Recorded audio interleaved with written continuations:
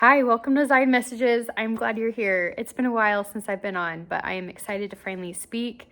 I have not shared with you guys anything because I haven't felt like I've needed to, and there have been other things that have taken my attention. But I wanted to share with you today something that really just hit my heart because I know she is suffering and I have been through that suffering, so it makes you feel empathetic. And there's so many people out there. I'm going to share with you this step-by-step guide of what to do, and it really is a pattern for most everything in your life. So I'll jump right into it. I saw something online of this girl that I guess she's from California. She's lived here for a little while in Utah. And this is not to just talk about Utah. So if you're not from Utah, please stay here. This is going to talk about anything that applies in your life as well. So this woman, she just felt like she did not have a village. She felt like everyone was already in their own spot and had their own family, and she's felt left out and just not thought of. And she just was like, I think I want to go back. I'm fed up with it. And that's very normal to feel that way. And she's probably very right and correct to be feeling that way, because probably very true that there have been people that have not tried to do that and include her, because they've been distracted or they are settled. But this is what my response was, because I felt how she felt before. And I've been through the ringer with it before.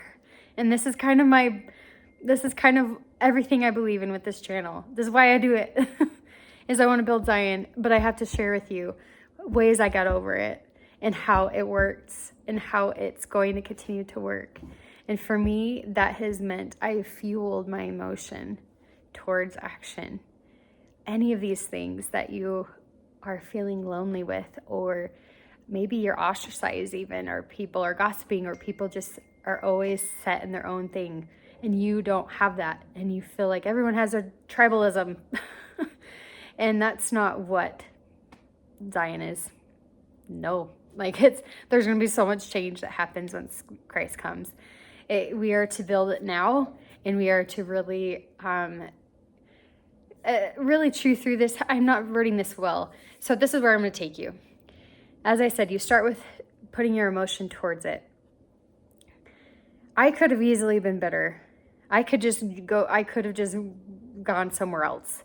This woman too, she's at a crossroads. She could choose to be bitter, or she could choose to be better. There is that phrase. It's very true. It's a great way to teach kids. It's just something simple. In the moment, you could choose either way. Because life is not fair, which is another thing you could teach kids and teach yourself. But I've been through the ringer with it before. I felt so alone. There are times where everyone would do things, and my husband would be on shift. And 4th of July, for example, I live in Ogden, Utah. I had a new baby. He was 6 months old. I was living in Ogden, Utah, and we had just moved there like a month before. My husband had to work, and I didn't know anyone there. I didn't know the place. I didn't even have a car. Like, he had to take the car to work. So I would have to run my little booty with my jogging stroller all the way over to the station to go get the car, if I didn't want to wake up early and go take him to work and come back, especially with a 6-month-old baby. And we just had one car at the time. We were just poor and trained. It was his very first time starting out with firefighting. And we were so grateful he got this job. And it's interesting that my husband and I have different feelings and thoughts on Ogden. He sees it as a place that was so fun and so cool. It was like our place where we got away, and where we really started to branch out and really figure ourselves out and what we did as a family. My dog is scratching at the door. But for me, it was very lonely. It was very dark. We didn't even have internet. Like, I just used my phone for internet if I needed anything. We just weren't sure how long we were going to be there. And he just worked long, long hours all the time, because it's a different kind of style there. There's so much crime and so much stuff going on in Ogden that he had to be 24 hours on, 24 hours off. And you do that consistently for multiple days. Whereas now it's different. It's much more helpful for family life. And so on those times he would come home on those 24 hours off, and just sleep. And then maybe I'd see him in the evening, and that'd be it. So I'd go multiple days, and I'm a first-time mom. So I kind of painted that backdrop for you. But I met this woman that was amazing, and she was not from Utah. She was not used to having all the family around.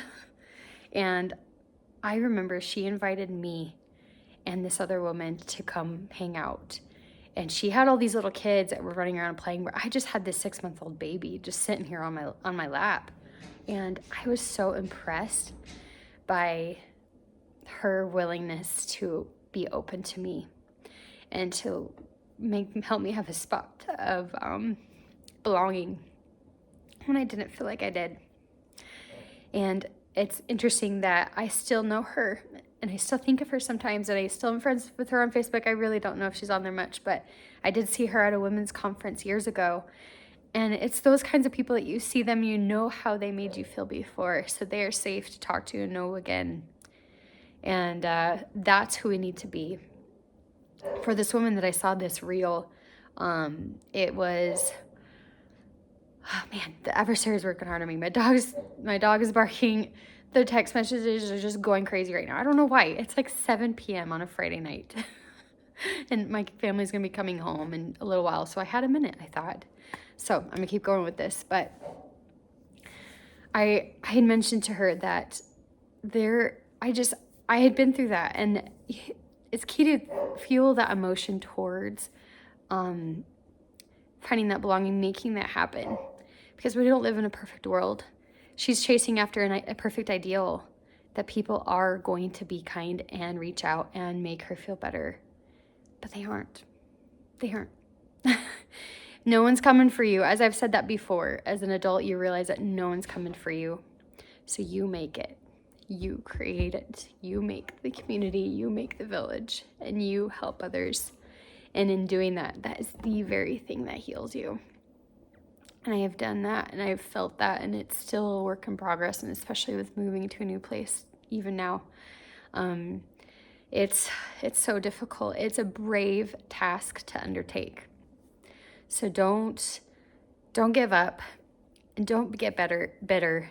And it was so interesting in the comments how it went total polar opposites, where there are people that were like, go back to California then, like stop complaining, like it doesn't seem like we need you anyway. And then there'd be other people that'd be like, why did you say that? Like, you're the problem. Like, and then other people just saying like, I know how you feel, like me that just empathize with her. So it's just so interesting, the levels of people out there. So as we are as adults, we understand there are all sorts of different characters in the world. We get to choose how we want to go. And if we would really type that to someone and say that to someone's face, like that's not okay. And it comes in the small ways. So I would encourage you to take any of those little promptings and make it happen with helping people feel like they belong and they have somewhere to be. And I'm just so impressed with some people in my life that do that same thing. As an example, again, I'm just so frustrated with my dog, just barking a bunch. I'll let him in, but he's really loud and noisy when I try to speak and do things. He tries to come talk with me and be with me. So yes, here's my home. So cool when it's so quiet. But my husband, he got onto the Facebook group for our town, because I live in a small town now. And he had mentioned, and this is just how he grew up, and this is where it comes from, is my in-laws were those kinds of people that didn't have family around. But their ward and their community was their family. And they lived in Oregon. Not a lot of members there, but they were rock solid people of the ward and helped them out. So much so that years later, when their son, my husband, got married, they helped host the reception for us, because my mother-in-law had passed away only 3 weeks before we got married, and our family there was just a lot going on, and she was the one that was supposed to help with it. And it's just so cool that he comes from a family like that. And he put on this Facebook page, so I get ahead of myself with these stories. My dog. That that he was looking for someone that needed it, for anyone that needs somewhere to be. He's like, we're just wondering if anyone needs somewhere to be, because we really do need to be those kinds of people that really takes that opportunity to look out for the poor and the needy, for people that are lonely and estranged, and we can be their place and help them feel loved. And that's what his family grew up doing. Like he said, he goes, I don't remember a Christmas or Thanksgiving where we didn't have someone there that needed it and that didn't have a place to go. Their house is open. And I know we kind of live in different times, like we did, like it was maybe back then. I get it. But at least in our best way that we can try and do that. So I am just so glad to have a husband that does that, have in-laws that are that way, have that woman that was kind to me. And there's so many countless experiences where someone has done that for me and has been that person for me. But it only takes the one, to find the one, to be someone to go the extra mile, make them feel loved and like they belong. So don't get better. Just find the way to be the solution and be a creator. Be someone that's a benefiter, not a consumer, not a complainer. And maybe you're working through it, and that's fine. If you need to complain, I get it.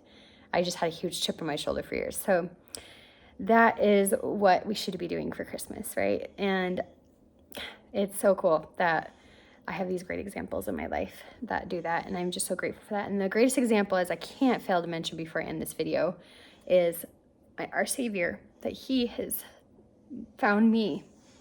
He takes time to find me, and he blesses me, and he has saved me.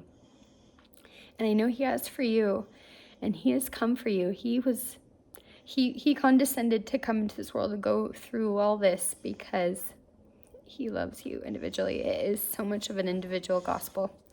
And I am so grateful for him. And I know that he lives. I know he is the babe in Bethlehem that came to save the world. And I'm so glad to share this Christmas time with my family and friends.